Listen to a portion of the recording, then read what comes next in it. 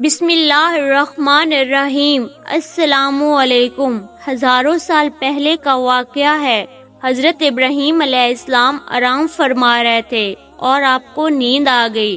آپ نے خواب میں دیکھا کہ اللہ تعالیٰ ان سے فرما رہا ہے، اے ابراہیم، اپنی سب سے پیاری اور عزیز چیز کو میری راہ میں قربان کرو۔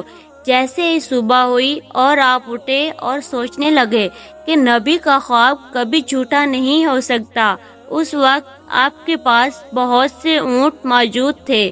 حضرت ابراہیم نے 100 اونٹوں کی قربانی دی۔ پھر اگلی رات حضرت ابراہیم علیہ السلام آرام فرما رہے تھے کہ پھر خواب آیا۔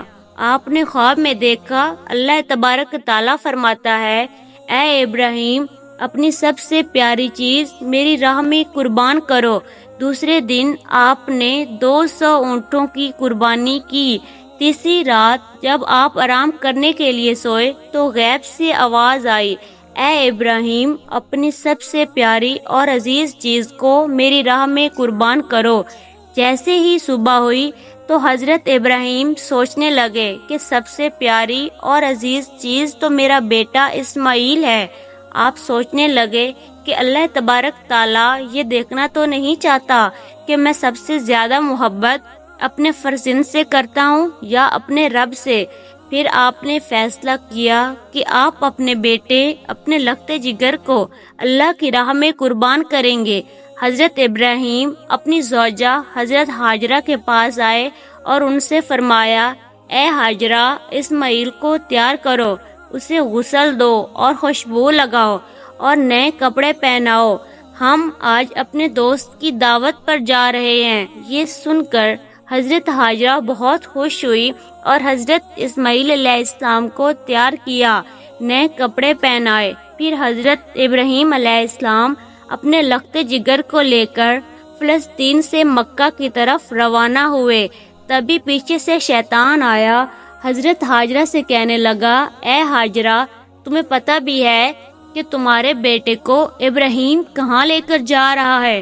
وہ انہیں دوست کی دعوت پر نہیں لے کر جا رہا بلکہ انہیں مارنے کے لیے لے کر جا رہا ہے۔ بی بی ہاجرہ علیہ السلام نے فرمایا، اے شیطان، تم پر لعنت ہو، میرے ابراہیم ایسا کیوں کریں گے؟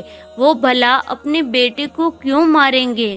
تو شیطان بولا، حضرت ابراہیم نے خواب دیکھا کہ انہیں اپنے بیٹے کو قربان کرنا ہے، اس لیے وہ اللہ کی راہ میں اسماعیل کو قربان کرنے لے جا رہا ہے۔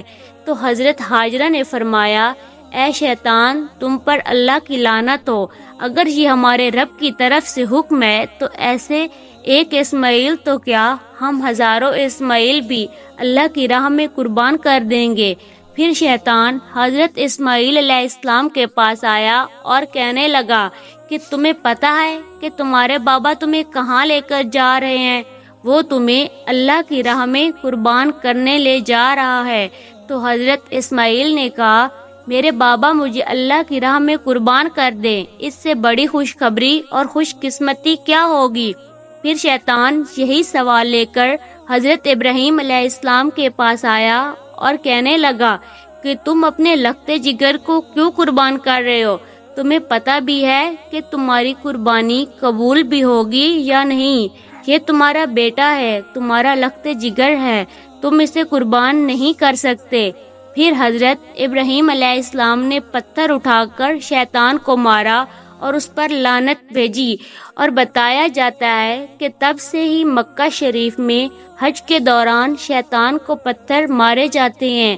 پھر حضرت ابراہیم علیہ السلام آگے بڑھنے لگے اور اپنے لختے جگر سے کہنے لگے، اے بیٹا، آپ کو پتہ ہے کہ میں آپ کو اللہ کی راہ میں قربان کرنے کے لیے لے جا رہا ہوں۔ تو حضرت اسماعیل علیہ السلام نے کہا، بابا جان، میرے لیے اس سے بڑی خوشخبری کیا ہوگی کہ اللہ کے نبی مجھے اللہ کی راہ میں قربان کرنے کے لیے لے جا رہے ہیں۔ حضرت اسماعیل علیہ السلام نے فرمایا، بابا جان، آپ سے ایک التجا ہے، جب آپ میرا گلا کاٹنے لگے تو آپ مجھے دیکھ نہیں پاؤ گے، لیے آپ میرے ہاتھ پاؤں رسی سے باندھ دو، اور بابا میں چاہوں گا کہ آپ اپنی آنکھوں پر بھی پٹی باندھ لیں تاکہ آپ کو رحم نہ آ جائے۔ پھر حضرت ابراہیم نے اپنے بیٹے کے ہاتھ پاؤں باندھ دیے اور اپنی آنکھوں پر بھی پٹی باندھ لی۔ پھر حضرت ابراہیم علیہ السلام کو لٹایا اور چھری کو پکڑ کر اللہ تبارک تعالیٰ سے فرمانے لگے، اے میرے رب، ایک اسماعیل تو کیا ہزاروں اسماعیل قربان کرنے کے لیے کہتا تو میں تیری راہ میں قربان کر دیتا۔ یہ کہہ کر جیسے ہی حضرت ابراہیم علیہ السلام نے حضرت اسماعیل علیہ السلام کی گردن پر چھری چلانے لگے تو اللہ نے حضرت جبرائیل علیہ السلام کو حکم دیا، اے جبرائیل، جلدی سے جنت سے ایک جانور لے کر حضرت اسماعیل کی جگہ پر رکھ دو۔ حضرت ابراہیم علیہ السلام اپنے امتحان میں پاس ہو چکے ہیں۔ جیسے ہی حضرت ابراہیم نے چھری پھیری اور اپنی آنکھیں کھولی تو کیا دیکھتے ہیں کہ ان کا بیٹا خیریت سے ان کے سامنے کھڑا ہے، اور نیچے دیکھا تو وہاں ایک دمبا تھا جو حضرت اسماعیل کی جگہ قربان ہو چکا تھا، وہ دمبا جس کو لوگ بھیڑ بھی بولتے ہیں۔